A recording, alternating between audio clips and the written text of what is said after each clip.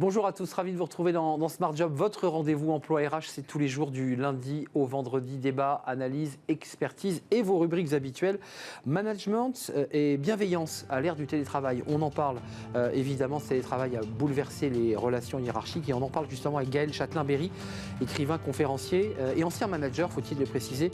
Il sort un livre justement sur ce manager bienveillant 2.0. Ça sort chez First et il est notre invité. La pause café avec Caroline Ricross comme chaque semaine. Est-ce que les cadres ont des attentes? Quelles sont-elles? Et à la pause café, on parle sport et on parle parfois cinéma. Et on parlera cinéma avec elle à l'occasion de la sortie d'un film dont on parle beaucoup ces derniers jours. Et puis dans le cercle RH, les lanceurs d'alerte, une nouvelle loi, une proposition de loi pour renforcer leur protection et leurs droits. On va bien sûr la détailler. On en parlera avec nos invités, des experts de ce sujet. En quoi ce texte les protège mieux encore? On fera le point dans quelques instants dans notre débat. Et dans Fenêtre sur l'emploi, eh bien, on parle de la recherche d'emploi et du recrutement. Quelles sont les tendances du marché 2022? On fera le point avec un économiste chez Indeed, Alexandre Jude. Il est notre invité à la fin de l'émission. Voilà le programme. Tout de suite, c'est bien dans son job.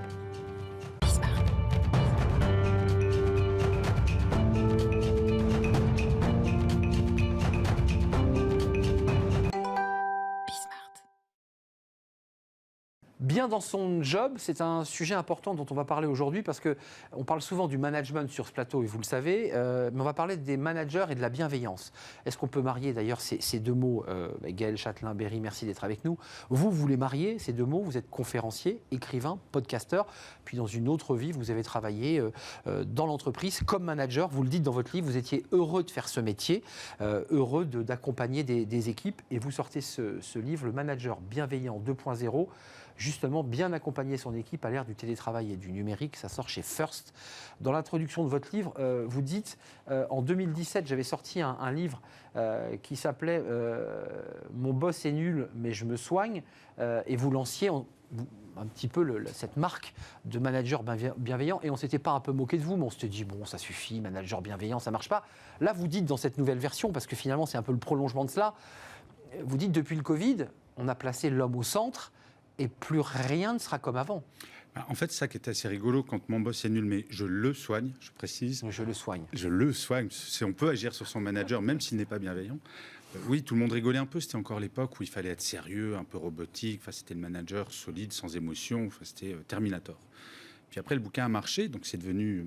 c'est une mode, forcément. Le manager bienveillant, c'est une mode. Et puis là, la pandémie aidant, on s'est aperçu, avec surprise, qu'une entreprise sans êtres humains, ça ne marche pas. Et avec les tensions sur le marché de l'emploi qui baissent, on s'aperçoit qu'un salarié sur lequel on gueule peut démissionner. Donc en fait, tous ces... Ou se démotiver. Ou se démotiver, bien entendu. Et ne plus rien faire. Alors avant la pandémie, c'est une étude Gallup, je crois, qui montrait qu'il y avait seulement 6% des salariés qui se déclaraient engagés ou très engagés. 6% seulement en France. Donc il y avait déjà un problème avant, ça ne s'est pas arrangé. Et en fait, tous ces éléments font qu'être un manager bienveillant, ça devient un enjeu stratégique quasiment. C'est-à-dire que si on ne l'est pas, on ne va pas garder son équipes, on ne va pas les motiver, bref, on est un peu obligé de l'être. Mais encore une fois, d'un point de vue presque philosophique, par l'accélération du Covid, pour les raisons d'ailleurs très politiques des choix du gouvernement, on a privilégié l'humain, sa santé, donc son bien-être, aux dépens de l'économie. On aurait pu faire un tout autre choix. Et quelque part, ça vient transformer notre rapport, notre relation à l'autre. J'ai vraiment cette impression-là. Complètement, mais c'est quand même la première fois dans l'histoire de l'humanité où on fait passer l'humain devant, enfin de l'humanité peut-être pas, mais en tout cas de l'économie moderne, où on fait passer l'homme avant l'économie. Et c'est assez incroyable. Et ça a été mondial, surtout. On a entendu quelques voix dire allez, on n'a qu'à les laisser crever et puis l'économie, ça marchera. Ouais, c'est vrai. C'était rare quand même. C'est vrai. Alors, il y a plein de petits... Alors, le livre est très ludique, faut-il le préciser. Il y a plein de petites choses intéressantes. Je l'ai fait, le test. Est-ce que je suis un manager du 20e ou un manager sympa? Alors je suis plutôt un manager sympa, si d'aventure je devenais manager. Mais il y a quand même, aujourd'hui, une catégorie de managers. Vous dites... La génération Z, c'est-à-dire ceux qui sont nés entre 66 et 76, en fait, quand ils démarraient la carrière, c'était pour devenir manager, c'est-à-dire grimper les échelons, avoir du pouvoir et avoir une forme d'autorité. Là, vous dites, ceux qui arrivent sur le marché, ils rêvent plus de ça. En fait, ils ont vu leurs parents Parce que souvent, je rencontre justement des jeunes gens, des jeunes diplômés qui disent qu'ils sont beaucoup plus malins que nous. Je leur rappelle juste que c'est nous qui les avons élevés quand même. On a donné 2-3 valeurs. Et c'est vrai que nous, on appliquait les valeurs de nos parents. Donc les 30 glorieuses, où il n'y avait pas de chômage. Moi, le concept de chômage, je l'ai découvert pendant mes études. Ne jamais oublier que les Y et les Z, il n'y en a pas un seul qui n'ait pas pendant son enfance connu un proche dans sa famille au chômage. Donc l'entreprise n'a rien de sympathique dans l'absolu, alors que pour ma génération, l'entreprise était sympathique. C'est plus du tout le cas aujourd'hui, donc il faut faire un peu la roue, comme on dit. D'ailleurs, vous qui observez, parce que vous avez quitté le monde de l'entreprise, vous travaillez dans des entreprises audiovisuelles, TF1, Canal+, dans la partie corporate. Vous avez fait un pas de côté. Aujourd'hui, vous regardez les choses avec un peu de hauteur. C'est quoi? On est vraiment dans de la communication d'entreprise, parce que combien d'entreprises viennent nous expliquer qu'elles sont bienveillantes, qu'elles font de la marque employeur, qu'elles font tout pour leurs salariés. Puis de l'autre côté, quand on a des études, on voit des salariés qui disent « mon manager est horrible, j'ai qu'une envie, c'est de quitter mon entreprise ». Il y a quand même un fossé entre ces deux mondes finalement. En fait, quand vous prenez des grands groupes, c'est très dur de changer une culture managériale. Ce qui s'est fait pendant des dizaines d'années, le changer en un claquement de doigts, c'est pas simple. Changer des managers de ma génération et les faire passer de autoritaires à bienveillants, il faut changer des habitudes. Mais je vois tous ces grands groupes galérer pour recruter. Alors que moi, quand j'étais jeune diplômé de mon grande école de commerce, je rêvais d'aller chez L'Oréal, chez Accenture, Maintenant, c'est plus le rêve du tout. J'ai 5 enfants. Sur les 5, il y en a déjà 3 qui sont actifs. Les 3 sont indépendants. Enfin, il y en a un qui a monté son entreprise, 2 qui sont indépendants, alors qu'ils ont fait des grandes écoles. C'est-à-dire que tous les paradigmes ont été changés. Mais vous dites quoi d'ailleurs, papa? Je ne veux pas rentrer dans une sorte de grosse machine dans laquelle je serais un pion qu'on déplace comme ça au gré des organisations. Alors, c'est un truc de fou que nous, on ne connaissait pas. Ils veulent se marrer. Et ouais. Ils veulent Il fallait y penser. Mais ils veulent avoir un bon équilibre, vie privée, vie professionnelle. Ça, vous le dites beaucoup, ça. Oui, parce qu'ils nous ont vus, nous, notre génération. Moi, j'avais fait en sorte d'avoir du temps pour aller chercher mes enfants à l'école, parce que je n'avais pas envie qu'ils m'appellent monsieur. Mais je vais vous raconter une anecdote. C'était dans un média.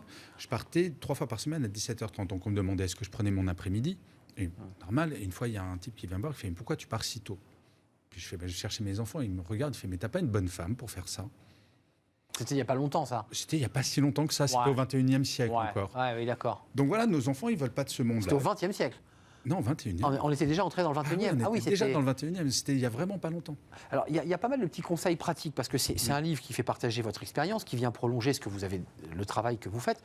Et puis, il y a la technique du parapluie, enfin en tout cas la stratégie du parapluie. Parce que ça, rentrons un peu dans le concret. Il y a des managers qui, globalement, lorsqu'ils ont eu des bons résultats, vous le dites dans le livre, la première chose qu'ils font, c'est qu'ils envoient un mail, non pas à leur équipe, mais ils envoient un mail au N+1 au-dessus pour lui dire « T'as vu, Coco, j'ai fait plus que les résultats demandés ».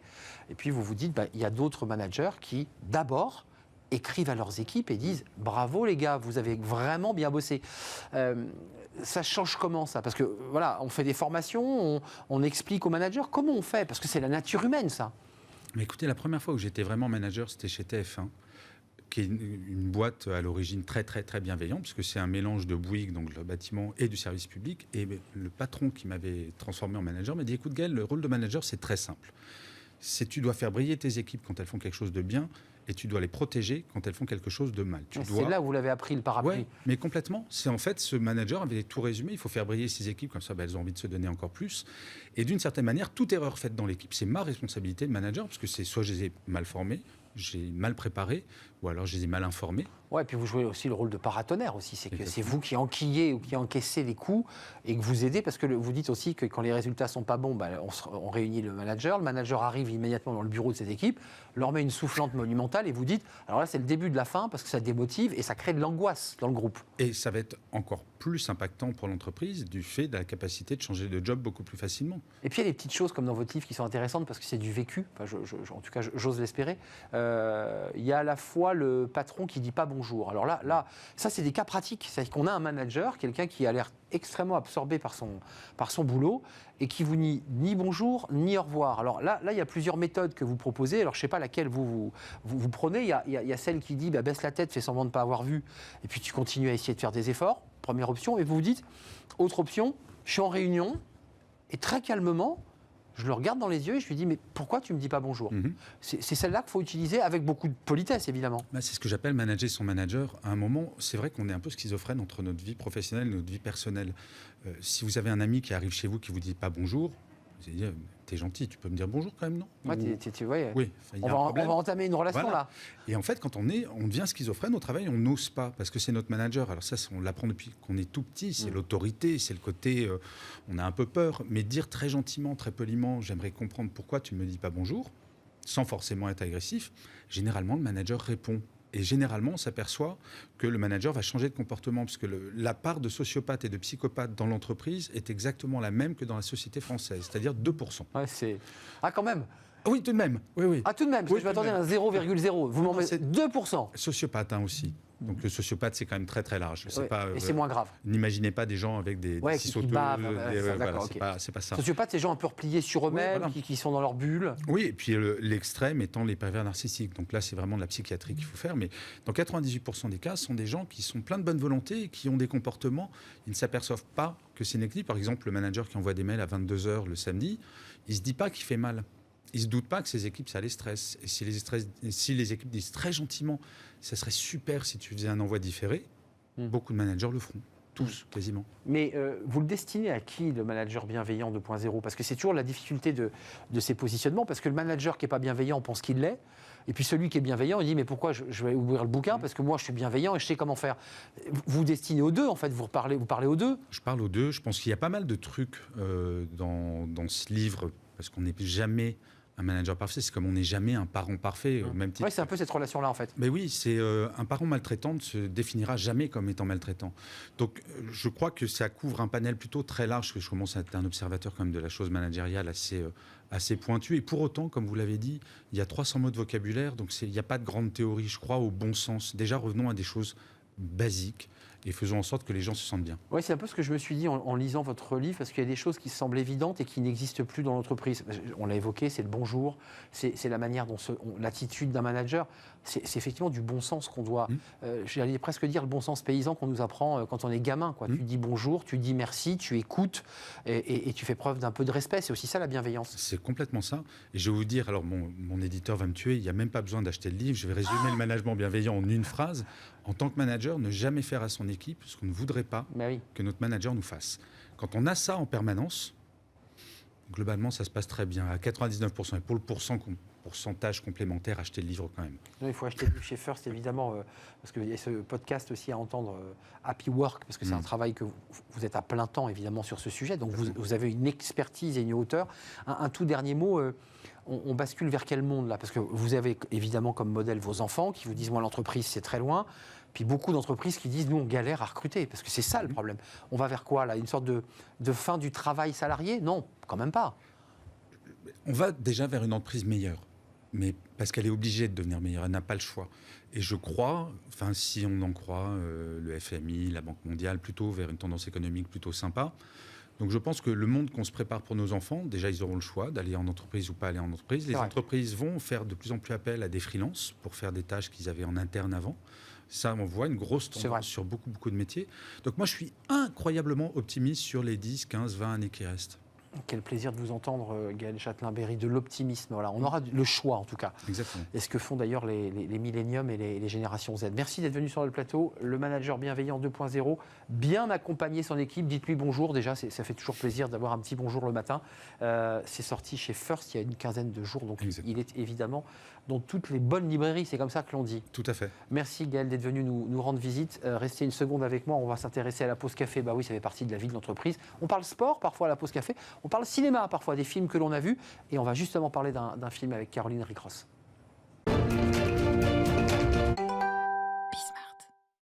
La pause café, vous savez, la pause café, on parle sport, évidemment, ça c'est fréquent. On parle cinéma aussi. Bonjour Caroline Ricross. Bonjour Arnaud, ça va bien ? Vous allez bien ?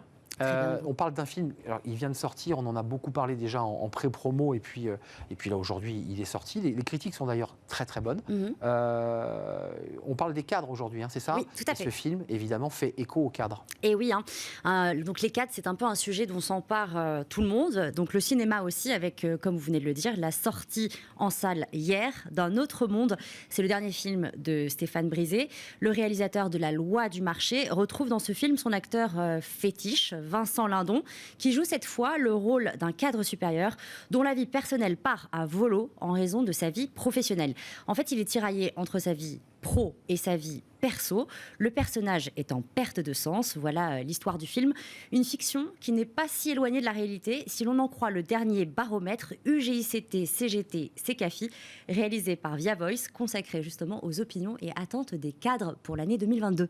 Briser un autre monde, Kimberlin, évidemment, Vincent Lindon. Oui, qui joue sa femme. Et Marie Drucker, qui elle joue la grande patronne, qui joue très très bien. Effectivement, les critiques, c'est ce qu'elles disent.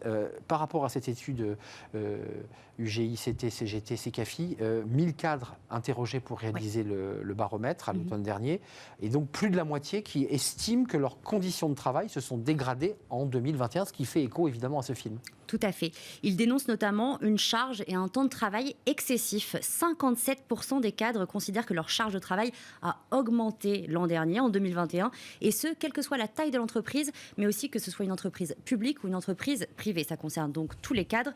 Même chose pour ce qui est du temps de travail. Plus de la moitié des sondés considèrent que ce dernier a augmenté. 38% déclarent par exemple travailler plus de 45 heures par semaine. Alors rappelons que le Code du travail prévoit une durée hebdomadaire maximale de travail de 44 heures sur 12 semaines et de 48 heures hebdomadaires. Un temps de travail qui empiète forcément sur la vie privée, le soir, mais aussi les week-ends ou encore les jours de repos. Plus de la moitié des personnes interrogées déclarent même travailler pendant leur congé. 32% avouent le faire de temps en temps et 22% déclarent le faire régulièrement. Donc c'est la vie professionnelle qui vient déborder sur... voilà, c'est terrible. C'est à qui la faute d'ailleurs? C'est au cadre qui a la tête dans le guidon? C'est la faute au télétravail. D'accord. Oui, le télétravail qui est apparu dans nos vies il y a tout juste 2 ans, il est quasi devenu la norme, si on est honnête. Seulement voilà, pour 68% des cadres interrogés, cette pratique ne protège pas justement des durées excessives de travail. Selon eux, l'usage des outils numériques entretient un lien de subordination permanent avec l'entreprise, y compris hors des locaux et des horaires de travail. Conséquence, plus de la moitié des cadres considèrent que le télétravail n'est pas assez encadré. Aussi, plus de 6 cadres sur 10 souhaitent disposer d'un droit à la déconnexion effectif afin de préserver leur santé, mais aussi leur vie personnelle. Par ailleurs, 55% des cadres souhaitent garder un bureau attitré. Le télétravail, c'est sympa, ma petite dose. Le fameux bureau attitré. Les cadres se défoncent, c'est ce que dit l'étude, et en même temps, comme dirait l'autre, il manque de reconnaissance. Et oui, et surtout de reconnaissance salariale. Cette absence de reconnaissance est palpable quel que soit l'indicateur retenu. 57% des sondés déclarent en effet que leur niveau de rémunération est en inadéquation par rapport à leur degré d'implication. 54% estiment leur salaire trop bas face à leur charge de travail. Un peu moins de la moitié considèrent également que leur rémunération ne correspond pas à leurs responsabilités, qui sont pour le coup de plus en plus importantes. Un taux d'insatisfaction qui est supérieure chez les femmes cadres que chez les hommes. Elles sont par exemple 60% à considérer que leur salaire n'est pas en adéquation avec leur niveau d'implication contre 55% des hommes. Un mécontentement qui confirme la persistance du niveau des inégalités salariales femmes-hommes chez les cadres. Alors très concrètement, c'est un panorama finalement assez sombre que vous nous décrivez aujourd'hui. J'avoue. Et vous n'y êtes pour rien évidemment. Qu'est-ce qu'ils attendent ces cadres en 2022 ? Ils veulent en fait travailler et vivre autrement, tout simplement. Ouais. Alors pour 65% des cadres, l'équilibre entre vie professionnelle et vie privée constitue de loin la première priorité. Cette préoccupation, elle est encore plus forte dans la fonction publique, c'est 68% des sondés, que dans le secteur privé, 63%. Deuxième priorité, le salaire, on vient d'en parler, c'est le nerf de la guerre, Arnaud. Enfin, dernière priorité, le contenu et le sens du travail. Sur ce point d'ailleurs, les cadres ont de nouvelles attentes. D'après ce baromètre réalisé par Via Voice, 53% des cadres considèrent que les choix et les pratiques de leur entreprise entrent régulièrement en contradiction avec leur éthique professionnelle. L'éthique professionnelle est mise à mal souvent pour 11% des personnes interrogées et de temps en temps pour un peu moins de la moitié des personnes interrogées. Alors pour y remédier, près de 6 cadres sur 10 demandent en fait à disposer d'un droit d'alerte dans le cadre de l'exercice de leur responsabilité et avec lui le droit en fait de pouvoir refuser de mettre en place une directive qui a été décidée par le manager et qui est en contradiction avec leur éthique professionnelle. De même, 48% souhaitent disposer de droits d'intervention sur les stratégies et les pratiques de l'entreprise en matière environnementale et sociétale. Vous nous lancez d'ailleurs le débat dans quelques minutes sur les lanceurs d'alerte, justement, qui traitent finalement de ce sujet. Et puis, pour terminer, ces cadres ont également des attentes sur la retraite. Et oui. Sujet éminemment important. Et oui, surtout en cette période d'année électorale, les cadres envoient en quelque sorte un message aux candidats, mais également aux candidates à l'élection présidentielle. 50% des cadres se disent pour une réforme des retraites qui rétablisse l'âge de départ à 60 ans et des départs anticipés pour pénibilité. Et puis près de 8 cadres sur 10 sont pour une réforme des retraites qui garantisse une pension au moins égale à 75% du salaire en fin de carrière. Merci le message est lancé. Le message est lancé, puis c'est le moment de le lancer, puisque c'est la campagne présidentielle, évidemment. Et c'est vrai que certains candidats évoquent des durées de départ à la retraite, notamment de 60 ans. Et puis on va parler, vous nous avez fait le lancement finalement indirectement, Caroline Ricross, que je remercie. Ce lancement sur les lanceurs d'alerte, on va en parler. Une proposition de loi a été votée définitivement après une commission mixte paritaire entre l'Assemblée et le Sénat. On va revenir sur ce texte qui protège un peu plus encore. Il y avait une loi qui était la loi Sapin 2, une loi qui va protéger un peu plus ces lanceurs d'alerte, qui vient faire écho évidemment à ces cadres qui parfois contestent des décisions sur des questions éthiques. On en parle dans notre débat, c'est juste après cette courte pause. On se retrouve évidemment avec mes invités.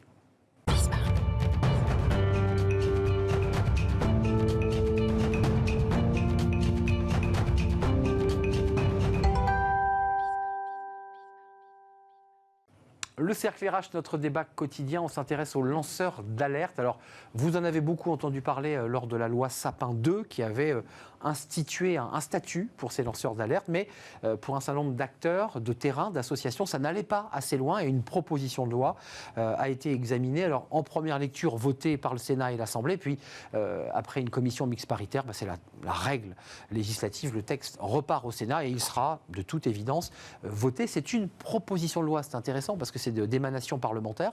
Et je vous présente mes invités parce que quand on dit lanceur d'alerte, on pense Mediator, ce médecin brestois, cette femme, Facebook, Luxembourg Leaks, et toutes ces femmes et ces hommes qui un jour, au péril de leur carrière professionnelle, et j'allais même presque dire de leur vie personnelle, ont décidé de dire non à des méthodes, à des pratiques dans le domaine bancaire, dans le domaine écologique aussi, parce qu'il y a beaucoup de lanceurs d'alerte dans tous ces sujets autour de l'écologie. Avec moi, Aline Jacquet-Duval. Bonjour maître, vous êtes avocate en relations sociales, membre du comité scientifique Entreprise et Progrès. Absolument. Et on vous écoutera parce que les avocats, évidemment, sont en première ligne et vont devoir examiner, évidemment, l'aboutissement concret de ce texte et son application, parce que c'est tout l'enjeu, évidemment, des décrets d'application. Glenn Millot est avec nous. Bonjour Glenn. Bonjour. Vous êtes délégué général de la Maison des lanceurs d'alerte. Je me tourne vers vous d'abord juste d'un mot sur cette fameuse Maison des lanceurs d'alerte. Alors, je suis allé sur le site internet. Au sens physique, on a une maison, les lanceurs d'alerte peuvent venir s'y réfugier? Non, c'est une toute petite maison. Donc on interagit plutôt à distance avec les lanceurs d'alerte ou dans des cafés, mais on n'a pas les moyens financiers de... Non, mais je pensais à RSF, vous savez, qui accueille aujourd'hui des journalistes qui sont du monde entier et qui peuvent venir se réfugier physiquement à RSF. Ça pourrait être un objectif, mais on est loin d'avoir les moyens de le faire. En un mot, vous avez été un des acteurs aussi de l'amélioration de cette loi Sapin. Vous avez ferraillé avec le Sénat qui a travaillé sur ce texte. Avant de parler de la loi, qu'est-ce qui manquait à la loi Sapin ? Beaucoup de choses que la directive entendait réparer, notamment le fait d'être obligé de passer par le canal interne, c'est-à-dire de se soumettre peut-être entre le marteau et l'enclume.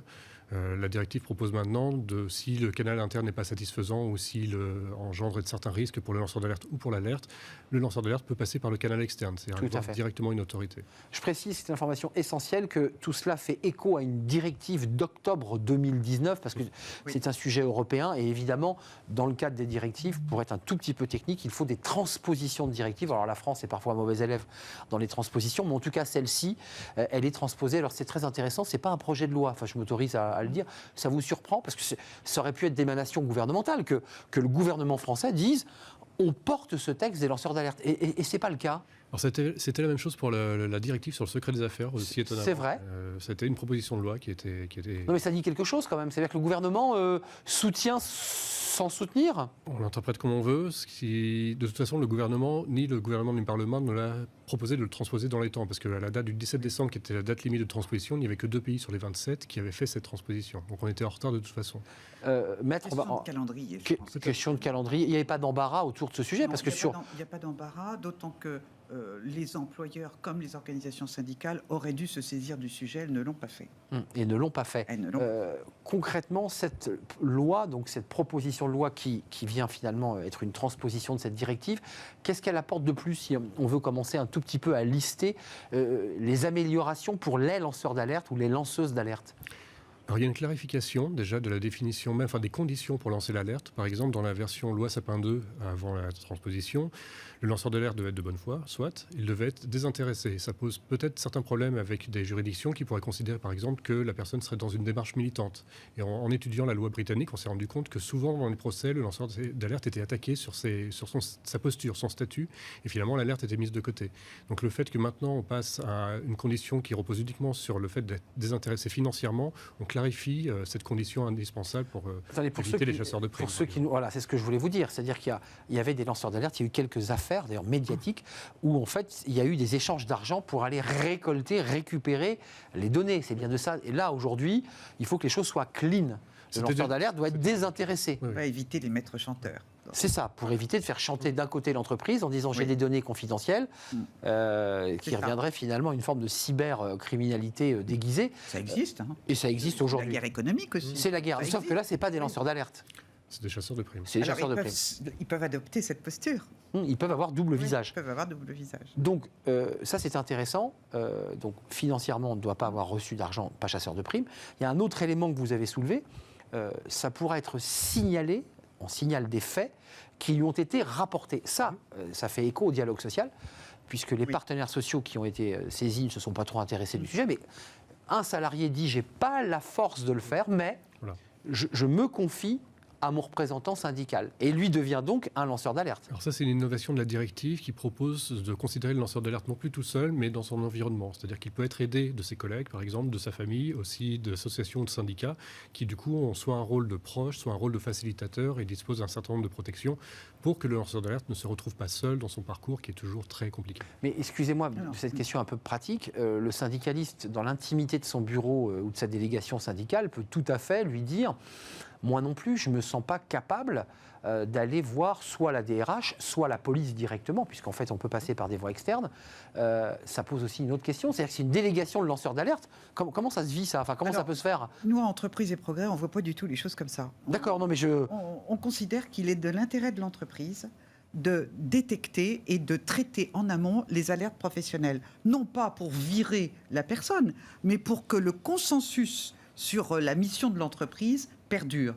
Et c'est dans ce sens où je dis qu'un certain nombre d'employeurs, notamment ceux-là, parce qu'ils veulent prévenir les conflits, parce qu'ils veulent la concorde au sens de l'entreprise, ont un intérêt à ce que les lanceurs d'alerte soient identifiés, connus, protégés, et que les déviances qui pourraient, ou les dysfonctionnements, ou la méconnaissance aussi des règles d'entreprise soient identifiés, traité, et il ne s'agit pas de virer X ou Y. Il s'agit essentiellement de favoriser l'éthique d'entreprise. Donc c'est une éthique, j'allais dire, structurelle de l'entreprise qui assumerait ce choix éthique d'accueillir, sauf que avant cette loi qui n'a pas encore été votée définitivement, mais elle va l'être, on est vraiment là dans l'actualité, j'ai eu des cas de figure que j'ai rencontrés de lanceuses d'alerte, je ne citerai pas son nom, mais qui avait dévoilé des documents confidentiels issus d'une banque et qui, à l'issue de cette action, avait bien sûr perdu son travail et se retrouvait dans une situation humaine et quotidienne déplorable. Elle était au bord de la pauvreté. Comment on fait là? C'est tout l'intérêt de la suppression des paliers. C'est-à-dire que là, le salarié ou le contractuel ou le stagiaire a la possibilité de passer outre l'entreprise. Donc il n'ira dans l'entreprise que si l'entreprise met en place des canaux efficaces, bien renseignés et qui donnent des résultats, qui permettent d'éviter que le lanceur d'alerte prenne trop de risques. Malgré tout, ça reste quand même une hypothèse sérieuse. Donc plus l'entreprise sera vertueuse, plus le lanceur d'alerte sera incité à utiliser ces canaux internes. Mais Glenn, l'entreprise, elle a un choix. Elle fait soit la sourde oreille et elle dit « toi, tu es un vilain petit canard et je te vire », option 1. Est-ce qu'avec la nouvelle loi, elle ne pourra plus le faire? Elle pourra toujours le faire. Déjà avec Sapin 2, l'entreprise, en tout cas au-dessus de 50 salariés, est obligée, elle est tenue, c'est une obligation légale de mettre en place un recueil des alertes professionnelles. C'est la raison d'ailleurs pour laquelle, avec Entreprise et Progrès, on a édité une plateforme qui s'appelle Solutions lanceurs d'alerte. Et les lanceurs d'alerte doivent au préalable commencer par développer leur alerte là-dessus, éventuellement anonymement d'ailleurs. C'est ce que j'allais y venir. Il n'y a pas de protection pour des anonymes. Alors là, le problème, c'est qu'on est un peu dans la dénonciation, parce que s'il n'y a pas de nom, pas de téléphone, oui, pas d'adresse... mais ça permet à l'entreprise d'anticiper le conflit. Et c'est ça qui est important. Et ça lui permet aussi de veiller à sa réputation. Il n'y a rien de plus important que la réputation. Ça fait des dégâts colossaux. Pour les lanceurs d'alerte, puisque j'évoquais ce cas de figure, mais pour l'entreprise, évidemment, en termes d'image. Rentrons dans les détails. La maison des lanceurs d'alerte, alors, les cas de figure, on les connaît, on peut les lister. Mais je vais peut-être en rajouter un, je veux savoir s'il rentre dans la corruption, la discrimination, harcèlement au travail, violation de lois et de crimes. Alors là, on va directement voir la police. Là, c'est classique. La violation des droits de l'homme. Donc là, c'est intéressant. C'est un point... oui, ça va être compliqué. Je m'autorise à dire que c'est compliqué. Les cas de fraude, bon là évidemment c'est clairement avéré. Cas de mauvaise administration, mauvaise gestion. Cas de délit d'initié, bon ça c'est un cas assez traditionnel. Compliqué par ailleurs aussi. Déjà traité. Et cas d'utilisation abusive de données. Est-ce que quelqu'un qui voit des comportements déplacés d'un homme vers une femme répétés peut être considéré, lorsqu'il dénonce ces faits, comme un lanceur d'alerte sur les cas d'abus sexuels ou d'agression sexuelle? Alors c'est un délit. Donc pour la loi, oui. Pour la maison des lanceurs d'alerte, ça ne va pas être notre public cible. C'est-à-dire que nous, on va traiter des alertes d'intérêt général. Si on a une dénonciation, c'est le terme, une dénonciation d'un fait systémique, là, on va rentrer en jeu. Si c'est un cas unipersonnel, on va conseiller à la personne d'aller voir soit un syndicat, soit une organisation qui pourra l'aider dans son parcours. Dans la liste que je viens de vous citer, alors ça, c'est les cas typologiques, les plus courants. Là, aujourd'hui, cette maison des lanceurs d'alerte est un accueil. On a bien compris que ce n'est pas une maison en dur où on allait dormir, se restaurer, mais en revanche, on allait y tirer de l'information, du soutien et de l'aide. Les gens qui vous appellent aujourd'hui, c'est quelle typologie de personnes, sans rentrer dans les détails, bien entendu? De toute façon, je ne les aurai pas les détails, puisqu'en fait, on a vraiment des conditions strictes de confidentialité où les lanceurs d'alerte passent par notre équipe juridique. Et nous, on est amené à les connaître. Moi, je ne suis pas juriste. On est amené à les connaître s'ils ont besoin d'un accompagnement médiatique qui permet de donner leur nom. Donc, nous, on va avoir des cas très, très divers. On va avoir beaucoup de cas de corruption, on va avoir des cas reliés à la santé publique, à l'environnement, au droit du travail. Mais à nouveau, dans des cas systémiques, on va avoir c'est vraiment très variable. Il y a, j'allais dire, une typologie très très vaste. En fait, il y a à peu près, tout domaine peut être l'occasion d'une alerte. Donc, mais est-ce qu'il y a des tendances particulières en ce moment? On voit que les sujets autour du climat, de l'environnement, de la destruction de la planète, j'imagine que vous devez être très sollicité sur ces sujets. Alors sur le climat, probablement pas, puisque en fait l'alerte a déjà été lancée. Et maintenant, on est plutôt dans la phase il faut traiter. On est tous des lanceurs d'alerte pour le climat. Et ça fait quelques années que ça dure. Sur des questions environnementales plus locales, effectivement, là, on peut en avoir de façon assez significative. Il y aura évidemment des effets de mode. Je pense que l'effet Covid a eu aussi une incidence sur les cas de maltraitance en interne qui peuvent être liés à des situations pas forcément délibérées. Mais les EHPAD, par exemple, est-ce que vous avez des personnes qui, anonymement ou pas, vous disent « j'ai été témoin » ou « j'ai vécu ». Et dans ce cas-là, est-ce que dans l'affaire Orpea, puisque c'est d'elle dont il est question, et d'autres, est-ce qu'on peut les considérer comme des lanceuses ou lanceurs d'alerte? Tout à fait, tout à fait. Alors moi, je ne pourrais pas vous rapporter de cas parce que je n'ai pas cette information, mais effectivement, ils rentrent tout à fait dans ce cadre-là. Maître, la suite de cette loi, c'est que, je le redis, c'est un peu technique, mais il y a des décrets d'application, tout ça doit se mettre en branle, et ensuite les avocats reçoivent évidemment par Internet ces nouvelles lois qui arrivent, et vous en avez tous les jours sur vos téléscripteurs. Il y a des cas plus difficiles que d'autres. Par exemple, qu'on évoquait tout à l'heure, la violation des droits de l'homme. Quelqu'un qui se considère, qui dit « je suis lanceur d'alerte sur les droits de l'homme », c'est compliqué ça? Comment on fait? Alors, c'est très compliqué. La première chose à faire, c'est une enquête. Et nous formons les référents internes de l'entreprise à recevoir les alertes et essayer de dépatouiller le sujet. S'ils n'y arrivent pas, ils retournent vers les avocats, naturellement. Ou la maison. Alors, le lanceur d'alerte va peut-être sur la maison s'il n'est pas traité correctement, mais si les référents sont correctement formés, ils savent traiter l'alerte.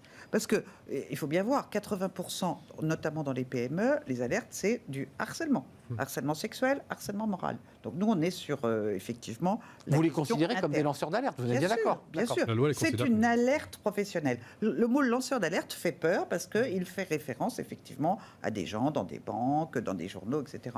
Dans la réalité, l'alerte professionnelle, c'est beaucoup plus simple que ça. Oui, c'est parfois plus prosaïque. C'est beaucoup plus prosaïque et c'est beaucoup plus nombreux aussi. Et c'est cela qu'il faut traiter. On le voyait tout à l'heure dans l'étude des cadres, sur ces 1000 cadres qui avaient été interrogés par CECAFI une étude CGT-CCAFI où on voyait qu'une partie disait pour des questions éthiques, un certain nombre disait je ne peux pas accepter ce qu'on me demande de faire. Enfin, je veux dire, c'est pléthorique ce nombre de cadres, c'est gigantesque. Oui. Comment vous vous situez par rapport à ce sujet? Parce qu'il y a évidemment les lanceurs d'alerte médiatiques, puis il y a ces centaines ou dizaines de milliers de cadres qui disent moi j'avale des couleuvres à longueur de journée, sur le plan éthique ça ne me plaît pas, mais de toute façon j'ai pas le choix, j'ai une hiérarchie et je dois gagner ma vie. Qu'est-ce que vous répondez là? Alors, on a un petit souci en France et dans d'autres pays, c'est que le lanceur d'alerte, initialement, ne sait pas qu'il est lanceur d'alerte. Et ne sachant pas, il ne sait pas non plus vers qui se tourner. Peu savent que le défenseur des droits est l'autorité qui est en charge de protéger les lanceurs d'alerte. Nous, la maison des lanceurs d'alerte, on a 3 ans d'existence, peu nous connaissent. C'est vrai. Donc le lanceur d'alerte va aller peut-être, si c'est une alerte environnementale, il va peut-être taper à la porte d'un journal ou d'une association environnementale. D'une ONG, ouais. D'une ONG qui ne saura pas forcément comment traiter, qui des fois fera remonter l'alerte vers... Oui, le premier réflexe c'est d'aller voir un journaliste et de le dénoncer en général. Non, le premier réflexe, bizarrement non, c'est pas bizarre, mais le premier réflexe, c'est d'aller voir à l'intérieur de l'entreprise le supérieur hiérarchique pour dire il y a un problème, il faut le régler. Et c'est quand le problème n'est pas réglé que là, il se pose des questions en se disant j'ai mis les pieds dans quelque chose que je ne maîtrise plus et à qui je peux m'adresser. Et ça devient trop gros pour moi. Ça finit par devenir trop gros. Mais j'entends le discours d'Aline Jacquet-Duval qui dit nous, les entreprises, en tout cas d'entreprises et progrès, puisque vous les représentez, nous, on doit avoir une démarche éthique. Absolument. Mais est-ce que vous, par rapport aux interlocuteurs qui vous appellent, vous sentez quand même de la part de l'entreprise des résistances? On n'est pas en contact directement avec les entreprises. Nous, on est vraiment... Non, mais j'entends, ils ne vous appellent pas directement, mais par l'intermédiaire de ceux qui vous parlent, est-ce que ceux qui vous parlent vous disent 1, j'ai peur, 2, j'ai peur de perdre mon boulot, 3, l'entreprise n'est pas prête à entendre ce que j'ai à dire? Comment ça se passe? On le voit de deux façons. La plupart des lanceurs d'alerte qu'on va recevoir auront déjà fait le palier 1, le palier 2, ont peut-être déjà eu des représailles ou seront en passe d'avoir des représailles, des procédures en diffamation ou des risques de licenciement ou des licenciements avérés. Et on a aussi les échos des syndicats qui se rendent compte que finalement les canaux internes qui sont censés, c'est une obligation, mais c'est une obligation qui n'est pas assortie de sanctions. Donc énormément d'entreprises n'ont pas mis en place ces canaux puisqu'elles n'auraient aucun intérêt, elles pensent n'avoir aucun intérêt à les mettre en place puisqu'elles n'ont pas de sanctions et qu'elles ont très longtemps vu le lanceur d'alerte comme quelqu'un de nuisible. Mais bien sûr. Le lanceur d'alerte est Il y a une quelqu'un amende dans la nouvelle loi qui est importante, 60 000 €. Pas pour les représailles, pas pour l'absence Pour de le canon. Bayon. Oui, mais pas C'est pour la l'absence loi de Bayon. pas La pour loi l'absence de Bayon, canon. on est d'accord. L'amendement Bayon. Non, mais j'entends, mais après, il y a les peines encourues dans le code et puis il y a la réalité ensuite. Est-ce que vous pensez aujourd'hui, parce que ça c'est une question importante, et on va parler ensuite des conséquences judiciaires et juridiques et financières, parce que les lanceurs d'alerte sont souvent harcelés au civil par des huissiers qui viennent... Donc il y a une pression psychologique énorme sur eux. Mais est-ce que vous pensez qu'il y a des dizaines de milliers de salariés, cadres ou pas d'ailleurs, qui finalement se disent je me tais parce que ça sert à rien de le dire? Parce que finalement je ne sais pas trop où aller, ce que je vois est inadmissible mais j'y vais pas. Je pense que le pré-calcul qu'ils font, c'est se dire est-ce que ça va changer les choses? C'est ça. Et souvent, la réponse est les chances sont très faibles. Maintenant, malgré tout, peut-être que, comme certains ont réussi à avoir gain de cause, je vais faire ce pas en avant. Mais qu'est-ce que je risque? Et le premier contact avec les collègues, c'est non, n'y va pas, tu vas prendre des risques pour rien, ça va rien changer. Puis en plus, on arbitre quoi. On arbitre entre bénéfices et risques. Et on voit bien que le risque est supérieur au bénéfice. Enfin, faut être honnête. Progressivement, il va se réduire ce risque. Oui. Vous êtes d'accord? Le bénéfice, il n'y en a pas? Une entreprise qui a affaire à du public et qui vend dans la grande consommation, son inconvénient, enfin, je veux dire, son risque majeur, c'est sa réputation. Et là-dessus, je pense que les entreprises préfèrent traiter correctement quand il y a une alerte, plutôt que de laisser filer et bâillonner, parce que ça, c'est la certitude de se retrouver sur Facebook, sur tous les réseaux, avec de vrais sujets. Alors, il y a 3 sujets que j'aimerais voir avec vous. Il y a le harcèlement judiciaire. Je pensais à Denis Robert, alors qui n'est pas au sens propre un lanceur d'alerte, mais quand il avait lancé cette affaire Clearstream, qui s'était d'ailleurs bien mal finie, sur ce fichier, évidemment, de cette chambre de compensation luxembourgeoise pour resituer l'affaire, il avait été, d'ailleurs, il en a fait un documentaire, il avait été harcelé par les huissiers qui, quasiment chaque jour, venaient lui déposer un document l'obligeant à payer des millions d'euros. La loi protège le lanceur d'alerte de ces risques de l'entreprise, qui va dire tu m'as eu, mais maintenant je vais t'avoir sur la durée. Alors on est encore un peu dans le flou parce qu'on attend les décrets d'application et c'est les jugements effectifs. Mais effectivement, là, la loi prévoit que le lanceur d'alerte qui se retrouve en situation financière dégradée puisse demander au juge que l'attaquant provisionne ses frais de justice. Et il peut même récupérer, mais on ne sait pas à quelle hauteur. C'est-à-dire que, par exemple, Denis Robert, c'était des millions d'euros. Je ne suis pas sûr que le juge demande à l'attaquant de provisionner des millions d'euros. Donc on est encore un peu dans le flou là-dessus. Ce qui est important, c'est que le lanceur d'alerte, ce que le Sénat ne voulait pas, le lanceur d'alerte pourra gagner ses frais de justice, enfin récupérer donc la provision des frais de justice, même s'il perd son procès, puisqu'il est parti d'une situation où il est de bonne foi. Donc lui avait l'intime conviction que ce qu'il racontait était vrai. S'il s'avère qu'il s'est trompé, malgré tout, sa situation se sera dégradée et il pourra quand même récupérer. C'est un débat ténu parce que s'il perd en justice sur un fait parce qu'il était lanceur d'alerte, c'est vrai que le Sénat avait réagi, j'ai lu ce... Est-ce qu'il reste toujours un lanceur d'alerte, même si par ailleurs la justice ne lui a pas donné raison? Oui. Oui, mais ça l'empêchera pas d'avoir à payer des dommages et intérêts si l'entreprise... Exact. Là, cette fois-ci, il peut récupérer, enfin, il ne pourra pas débourser, ça coûte cher, hein, les frais de justice. Deuxième sujet, et je dis ça avec le sourire, évidemment. Deuxième sujet, c'est la protection. Ça, c'est un élément supplémentaire, parce qu'on oublie, on pense aux lanceurs, mais on oublie la femme, les enfants et tous les proches qui, en général, sont embarqués dans l'histoire. Qu'est-ce que propose la loi? Mais ils sont embarqués aussi dans une histoire de dénonciation calomnieuse. Absolument, absolument. Et on en voit. On en voit. C'est-à-dire qu'en fait, la femme ou le mari se retrouve impliqué, la puisque famille complice. est impactée, quoi qu'il arrive. Que ce soit vrai, que ce soit faux, c'est impacté. C'est l'air du temps. Oui, c'est vrai, c'est vrai. Glenn Millot, concrètement, la famille, comment on la protège là? Alors, justement, la directive a proposé que de traiter les proches aussi, que ce soit les collègues ou la famille, et qui peuvent bénéficier des mêmes protections. Donc, imaginons, j'ai quelqu'un de ma famille qui est dans l'entreprise et qui pourrait servir un peu de fusible pour faire taire le lanceur d'alerte, il bénéficierait de la même protection. Donc ça, c'est vraiment une grande avancée. Ça évite les dommages collatéraux ou les pressions indirectes. Est-ce que vous avez des affaires là en ce moment chez vous, dans cette maison, de salariés, de cadres, qui vous semblent explosives et dangereuses? C'est-à-dire que si cette personne était accompagnée, n'était pas accompagnée par la maison, ça pourrait avoir des conséquences terribles, tant pour l'entreprise que pour celui qui vous a appelé. Alors, je pense qu'on doit faire preuve d'humilité. Notre accompagnement, malgré tout, on ne sauve pas la vie des gens. On va leur donner un accompagnement juridique, leur expliquer quels sont les risques qu'ils prennent, quels sont leurs droits, éventuellement les emmener en direction d'un journaliste qui pourra faire une enquête un peu plus approfondie. C'est ça, c'était un peu ma question. Vous les orientez aussi pour médiatiser cette affaire? S'ils le souhaitent et si les risques pesés liés à la médiatisation valent le coup. Dans certains cas, les risques sont trop grands. La médiatisation posera plus de problèmes qu'elle permettra d'en résoudre. Excusez-moi d'être un peu concret, mais ça met en danger la personne si elle médiatise.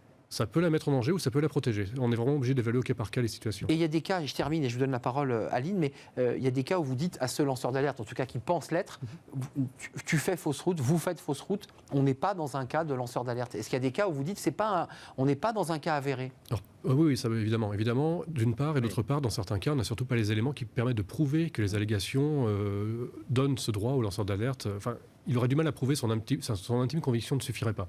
Donc lorsqu'on a des dossiers qui sont vraiment trop incomplets, qui sont du domaine de la rumeur, par exemple, qu'on ne pourrait pas qualifier autrement que d'une rumeur, on ne peut pas accompagner juridiquement, parce que ça ne tiendrait pas la route 2 minutes devant un tribunal. Et ultime question, et je vous donne la parole à Aline, concrètement, tous les dossiers qui sont évidemment gardés au chaud dans des ordinateurs très sécurisés, à quel moment vous dites ça part, article 40, on est obligé d'en parler à la justice, systématiquement, comment ça se passe?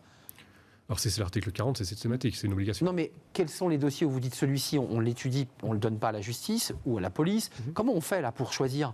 Alors nous on va pas faire on ne sert pas de relais, on n'aurait pas le droit de le faire, on n'est pas facilitateur. Non mais c'est pour ça que j'essaie de comprendre. On le fera peut-être avec justement cette nouvelle qualification de facilitateur. Pour l'instant on va orienter la personne,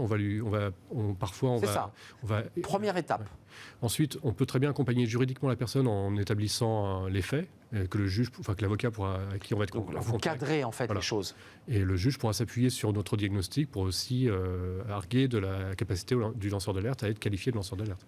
Côté entreprise, parce qu'en même temps, Entreprise et Progrès, on l'a compris, vous portez cette charte, il y a cette volonté de faire avancer le sujet. Oui, et de prévenir les conflits. Et prévenir évidemment les conflits, et donc prévenir les COMEX, en tout cas sensibiliser les COMEX à l'idée qu'il faut être vigilant sur la manière dont on pratique former des référents qui recueillent les alertes, parce que ce sur quoi je voudrais insister là, c'est que bien sûr il y a des grands lanceurs d'alerte qui sont très médiatisés, mais il y en a combien? Ça se compte sur les 10 doigts de la main au maximum.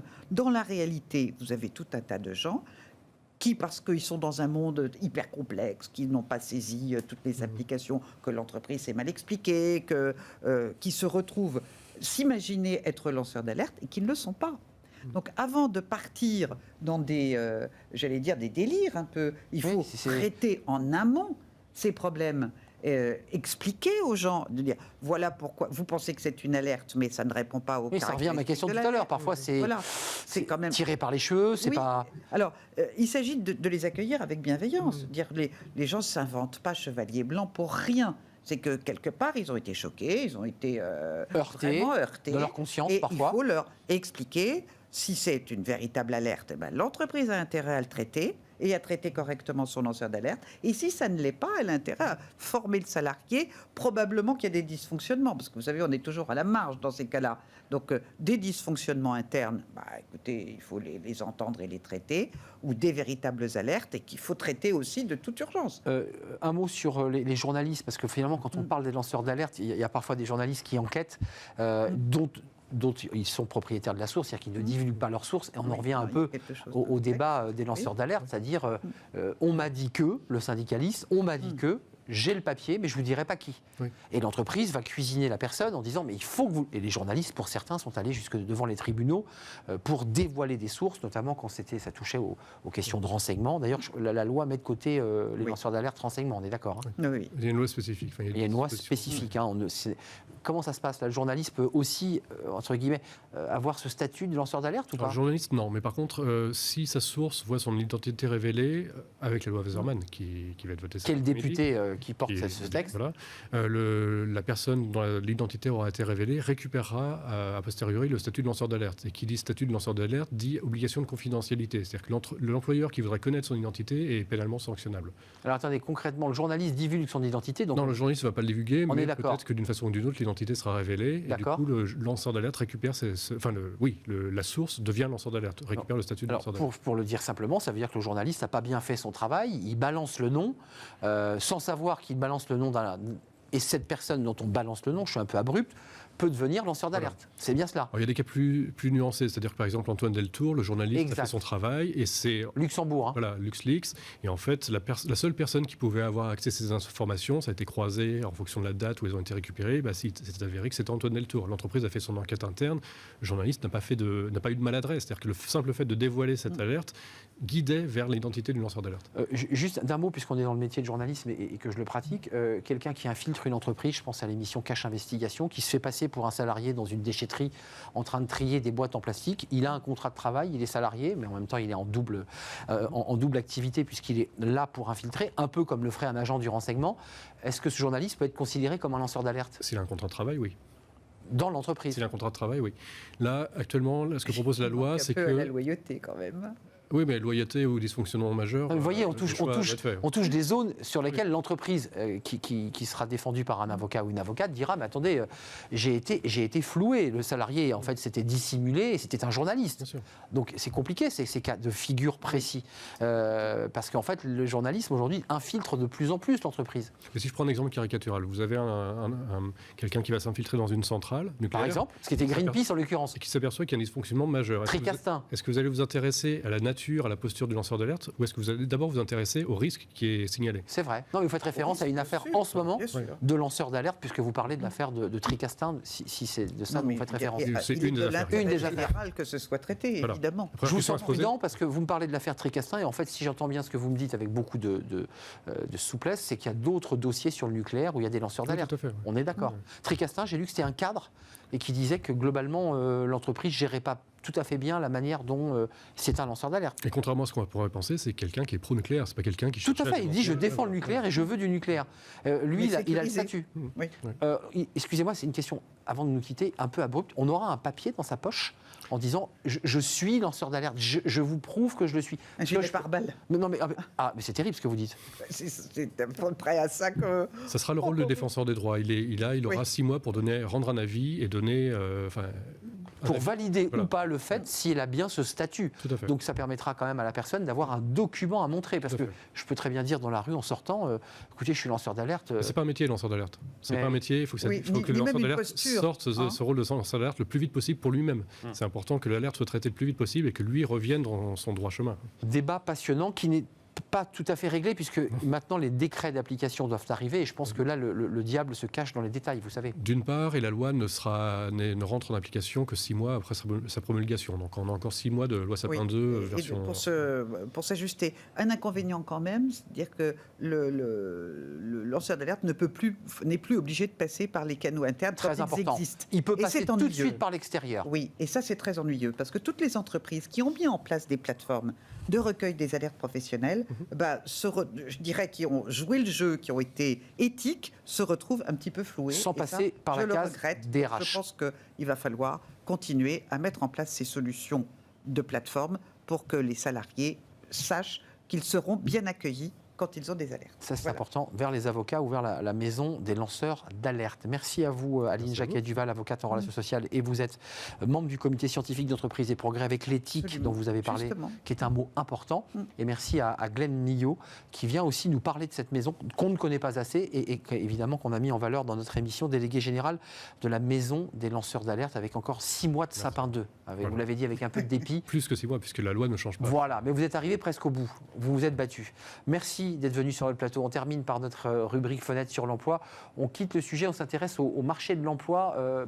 En 2022, c'est quoi les tendances de ce marché de l'emploi? On en parle avec un expert de chez Indeed.